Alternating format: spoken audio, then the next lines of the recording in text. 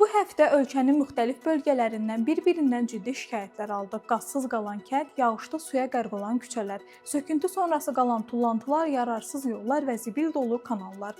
Gəlin həftənin icmalına baxaq. Zərdabın Sileyli kəndində təbii qaz problemi hələ də həll olunmayıb. Sakinlər qış aylarında odun doğramaq və çör-çöp toplamaq məcburiyyətində qalırlar. Hətta havalar soyuduqca əhalinin təxminən 30% evini tərk edir.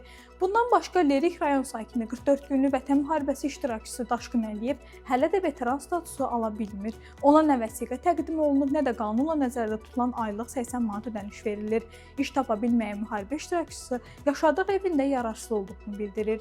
Digər şikayət Badamdar qəsəbəsindən gəlib, belə ki, Seymur Məmmədov küçəsində söküntü aparılsa da tullantılar olduğu kimi qalıb. Sakinlər deyir ki, bu vəziyyət həm narahatlıq yaradır, həm də təhlükəlidir.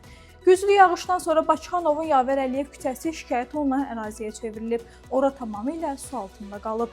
106, 213, 113 və 191 nömrəli avtobusların hərəkət etdiyi yol keçirilməz olub. Suyun səviyyəsi avtobusun pilləkəninə qədər qalxıb, sərnişinlər təhlükəli vəziyyətdə üzləşiblər. Sakinlər deyir ki, drenaj sistemi uzun müddətdir yenilənmir. Bundan əlavə Xətai rayonu Şirvani küçəsində aparılan təmir işlərindən sonra yol ciddi şəkildə yararsız vəziyyətə düşüb. Azərişıq Açıq Səhmdar Cəmiyyəti tərəfindən qazılan sahə yalnız torpaqla doldurulub və hazırda yağışlı havalarda küçədə faktiki olaraq çay əmələ gəlib. Bu vəziyyət həm piyadalar, həm də avtomobillər üçün təhlükəlidir. Sumqayıt şəhəri Hafiz Baxış küçəsindəki kanal ərazisi zibillərlə dolub. Suyun sərbəst axışı mümkün deyil və ərazidə böyük gölməçə yaranıb. Sakinlər bildirir ki, bu həm gündəlik həyata təsir edir, həm də sanitariya problemi yaradır. Aidiyyatı qurumların tədbir görülməsi tələb olunur.